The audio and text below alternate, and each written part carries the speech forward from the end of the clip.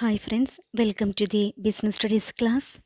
In this first module, we are going to learn about the term cooperative society and its important features. The different forms of business organizations are sole proprietorship, joint Hindu family business, partnership, cooperative society, and joint stock company.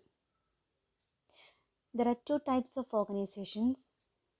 They are profit motive organizations and service motive organizations.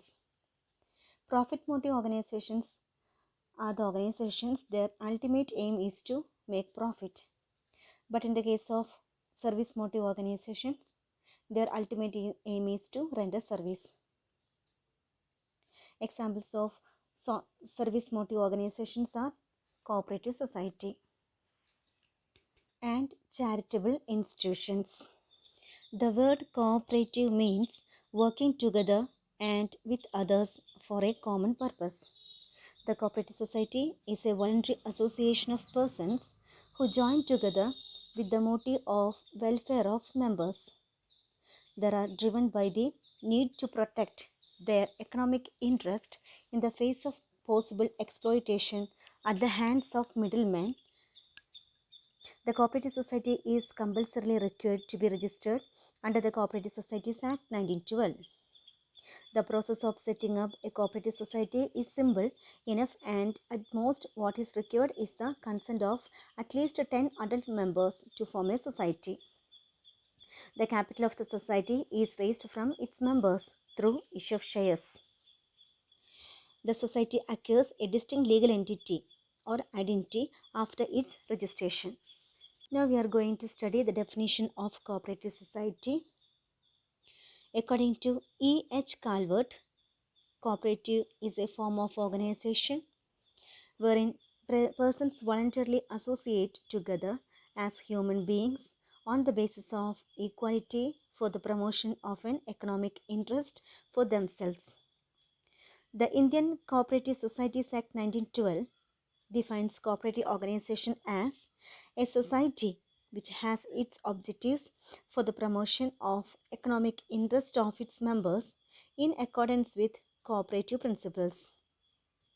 A cooperative is defined as an autonomous association of persons united voluntarily to meet their common economic, social, and cultural needs and aspirations through a jointly owned and democratically controlled enterprise. A cooperative society may also be defined as a business owned and controlled equally by the people who use its services or who works as it.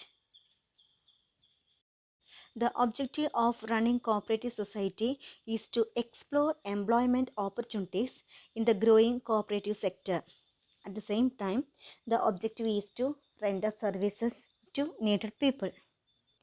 The important steps involved in the formation of a cooperative society are: first, a cooperative society can be formed as per the provisions of the Cooperative Societies Act 1912.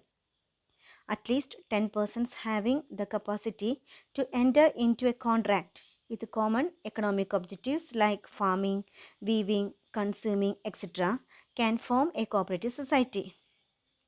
A joint application, along with the bylaws of the society containing the details about the society and its members, has to be submitted to the Registrar of Cooperative Society of the concerned state. Then last one, after scrutiny of the applications and bylaws, the registrar issues a certificate of registration. The important matters required for the registration are: application with signature of all members, bylaws of the society containing name, address, and aim and objectives of the company, names, addresses, and occupation of the members, mode of admitting new members, and share capital and its division. Now we are going to study the important characteristics or features of cooperative society. First point is open membership. Second point, voluntary association. Third one, state control. Then democratic management, sources of finance, service motive, separate legal entity, distribution of surplus, and last one, self-help through mutual cooperation.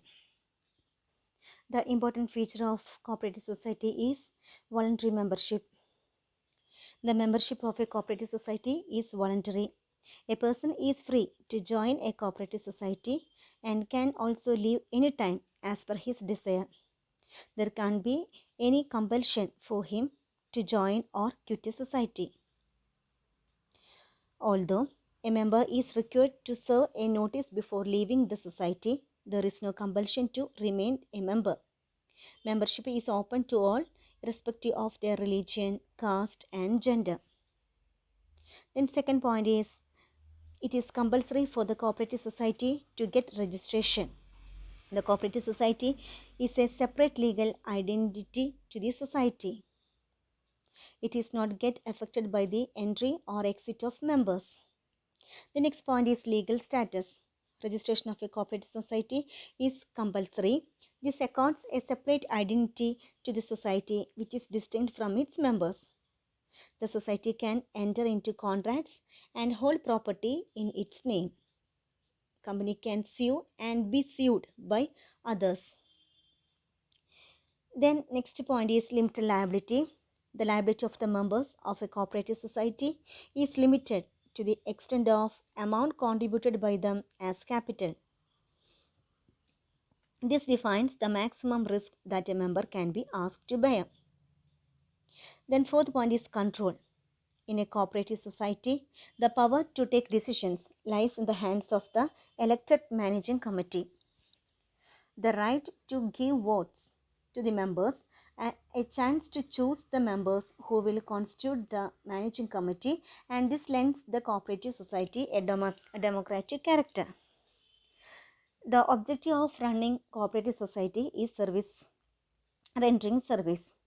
The cooperative society, through its purpose, lays emphasis on the values of mutual help and welfare. The motive of service dominates its working. If any surplus is generated as a result of its operations, it is distributed among the members as dividend with the bylaws of the society. Voluntary membership, legal status, limited liability, control, service motive, and economy in operation. These are the important features of cooperative society. Thank you.